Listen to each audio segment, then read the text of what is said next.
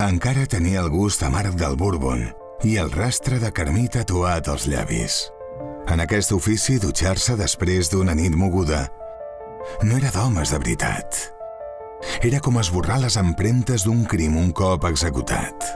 L'endemà, només posar els peus a terra, el ritual es repetia com un rellotge suís. Amb una cigarreta entre els dits, la primera calada em saludava com una bufetada que em despertava del somni. M'agradava aquesta sensació. Com si cada matí em desafiés a recordar per què seguia aquí, en aquest món tan ple de mentides. El cas em treia la son i el seny. Culpava tothom, sospitava de qualsevol ombra que es creuava al meu camí. I aquell matí no va ser diferent. Em vaig llevar amb el peu esquerre, però amb la mateixa determinació de sempre. La nit anterior havia sopat amb un antic delinqüent propietari del Vatos Locos Cooking Sul, un lloc amb més productes caducats que certeses, més mentides a la carta que les excuses del meu confident.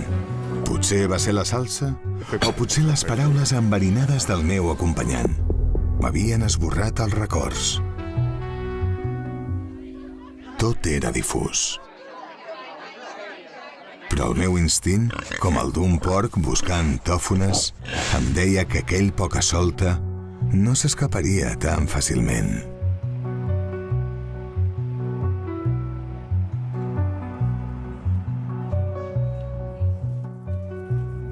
Bon dia.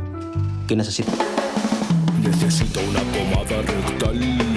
Necesito una pomada rectal.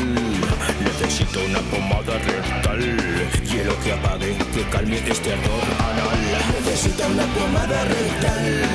Necesita una pomada rectal. Ay, ay, ay, ay, ay, ay, ay, qué mal. Oh, oh, oh, oh, oh, oh. Necesita una pomada rectal. Necesita una pomada rectal. Ay, ay, ay, ay, ay, ay, ay, qué mal. Lea las instrucciones de este medicamento y consulte al farmacéutico.